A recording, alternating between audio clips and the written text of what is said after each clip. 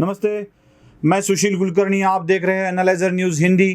किरीट सोमैया ने पुणे में बहुत ही गंभीर आरोप उद्धव ठाकरे के ऊपर लगाए हैं। उद्धव ठाकरे जी का सीधा संबंध जोड़ा है मुंबई हमले के आरोपियों के साथ, और मुंबई हमले में पुलिस अधिकारियों की जो मौत हुई उसके कारण बने जो बुलेट प्रूफ जैकेट है उसको सप्लाई करने वाले लोगों के साथ सीधे संबंध जोड़ के उद्धव ठाकरे के ऊपर बहुत बड़ा हमला किरीट सोमैया ने किया है।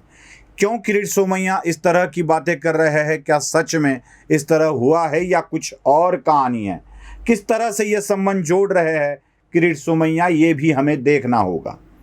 दोस्तों, आप जानते हैं कि मुंबई में जब हमला हुआ था, जब कसाब आया था और उसने कई जगह हमला किया था, होटल ताज पे किया था, छत्रपति शिवाजी टर्मिनस पे हमला किया था, उसके बाद कई अस्पतालों में उन्होंने हमला किया था। ये सारी बातें हम जानते हैं और ये भी जानते हैं कि सारस्कर, कामटे जैसे अधिकारियों की मौत भी इसमें हो गई थी। हेमंत करकरे भी गोली लगने के कारण चले गए थे और इसका एक मुख्य कारण बताया जाता है कि जो भी बुलेट प्रूफ जैकेट ऑफिसर्स को प्रोवाइड किए गए थे वो बहुत ही बुरे थे, बहुत ही खस्ता हाल वाले थे, और उसी जैकेट के कारण इन अधिकारियों की मौत हुई थी।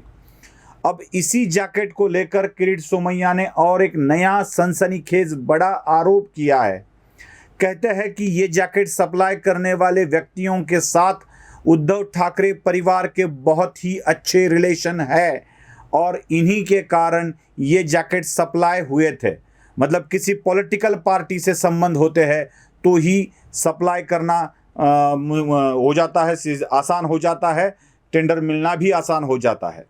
हालांकि जब मुंबई हमला हुआ था तब प्रदेश में सरकार थी वो राष्ट्रवादी कांग्रेस, और कांग्रेस की उस वक्त कांग्रेस के मुख्यमंत्री विलासराव देशमुख थे और एनसीपी के आर पाटिल, दोनों ही आज दिवंगत है, वो उस वक्त गृह मंत्री भी थे। दोनों को इसके बाद अपना पद छोड़ना पड़ा था। चलो जानते हैं कि कैसे किरीट सोमैया ये संबंध जोड़ रहे हैं इन व्यक्तियों के साथ। आप तो जानते हैं कि नवाब मलिक के ऊपर कार्रवाई हुई थी, उसके बाद यशवंत जाधव के ऊपर बहुत बड़ी कार्रवाई इनकम टैक्स डिपार्टमेंट द्वारा हुई थी। यशवंत जाधव की बड़ी प्रॉपर्टी सामने आई, एक दो सालों में उसने कई प्रॉपर्टियां खरीद ली थी। यशवंत जाधव के ऊपर जब इनकम टैक्स की रेड गिर गई थी तब उसी वक्त कुछ और चीज़ें सामने आई थी, और वो चीज़ें थी एक बहुत बड़ा व्यापारी बिमल अग्रवाल, इसका नाम सामने आया था। बिमल अग्रवाल पे भी ईडी की माफ़ कीजिएगा, इनकम टैक्स की रेड हुई थी। ईडी की भी इंक्वायरी बिमल अग्रवाल की चल रही है। ये कौन है बिमल अग्रवाल? आपको जानकर आश्चर्य होगा या आपको मालूम भी है, यही बिमल अग्रवाल है जिसने परमवीर सिंह के खिलाफ कंप्लेंट दायर की थी। मतलब परमवीर सिंह का जब मामला सामने आया, परमवीर सिंह ने जब लेटर बम फोड़ा था, तब उसी वक्त बिमल अग्रवाल ने परमवीर सिंह के खिलाफ भी कंप्लेंट की थी। मतलब ये वही व्यक्ति है जो परमवीर सिंह के खिलाफ कंप्लेंट कर महाविकास आघाड़ी को सपोर्ट कर रहा था। इसी बिमल अग्रवाल के कनेक्शंस यशवंत जाधव के साथ भी दिखाई दिए थे। वो कनेक्शंस क्या है ये भी मैं आपको समझाता हूँ। बिमल अग्रवाल एक व्यक्ति ऐसा है जो 3 बार अब तक अरेस्ट हो चुका है और जमानत पर बाहर है। मतलब 3 गुना बिमल अग्रवाल पर रजिस्टर्ड है और आजकल वो जमानत पर घूम रहा है। मतलब इसके ऊपर कई तरह के ऐसे चार्ज लगे हैं।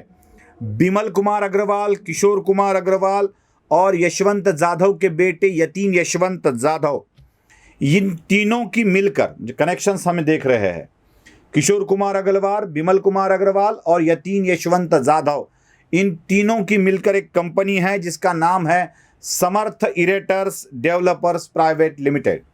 अब ये समर्थ इरेटर्स जो है ये इन तीनों की कंपनी है। मतलब ये तो साफ है कि यशवंत जाधव के संबंध बिमल अग्रवाल से है। अब इन तीनों ने मिलकर एक कंपनी स्थापित की। सिर्फ कंपनी स्थापित नहीं की है, आगे भी बद्री इंफ्रा नाम की एक कंपनी से 80 करोड़ रुपए का एक काम इन्होंने ले लिया था। मुंबई के मलबार हिल इलाके में एक कॉन्ट्रैक्ट मिला था, जो काम मिला था वो प्रॉपर्टी समिट इन्होंने ले लिया था बद्री इंफ्रा से समर्थ इरेटर्स ने, और समर्थ इरेटर्स इन तीनों की कंपनी है। 80 करोड़ रुपए का ये काम था। बात यहां तक नहीं है, सिर्फ यशवंत जाधव से कनेक्शन है इसलिए ये दावा किरीट सोमैया नहीं कर रहे हैं। आगे भी किरीट सोमैया का दावा है और वो कहते हैं कि इसी समर्थ इरेटर से बहुत सारे व्यवहार हो चुके हैं, लेन देन हो चुकी है श्रीधर पाटणकर से।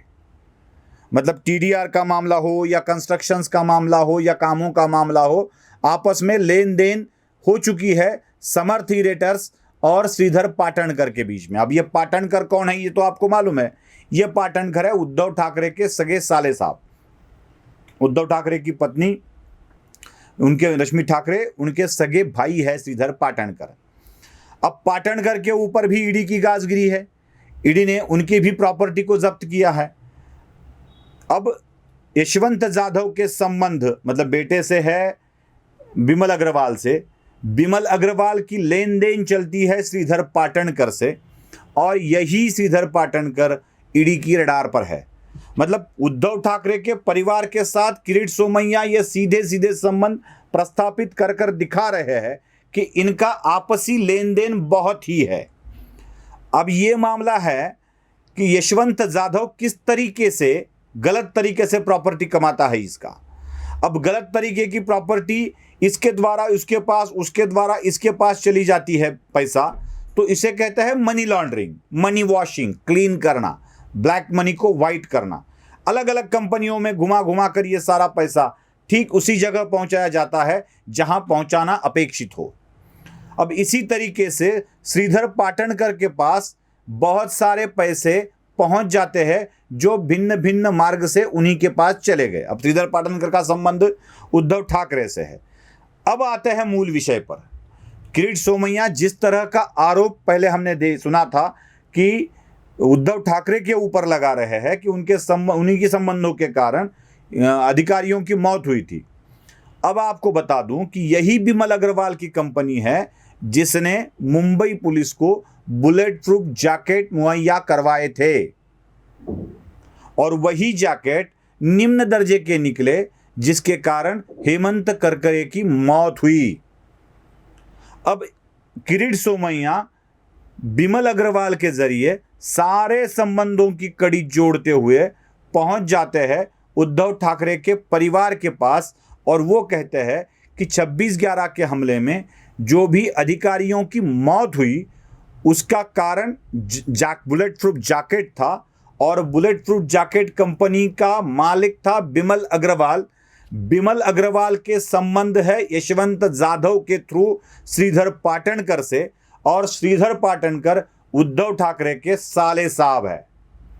अब ये सारी कड़ियां जोड़कर अगर हम देख ले, वैसे तो सीधे तौर पे संबंध दिखते नहीं हैं, मतलब ऐसे कहीं उद्धव ठाकरे ही रिस्पॉन्सिबल हो ऐसा सीधे तौर पे दिखता नहीं है, लेकिन कहीं ना कहीं से संबंध जुड़ जाते हैं। भले ही कोई राजनीतिज्ञ, कोई राजनेता ऐसे नहीं करेगा कि कोई गलत तरीके से सप्लाई करो, ऐसे नहीं बोलेगा, उद्धव ठाकरे भी ऐसा नहीं चाहेंगे, लेकिन जिनके प्रभाव के कारण काम मिल जाता है वो अगर कुछ गलत करे और उससे कुछ अधिकारियों की मौत हो तो इस रेफरेंस को भी सीरियसली लेना पड़ता है। और यही बता रहे हैं किरीट सोमैया।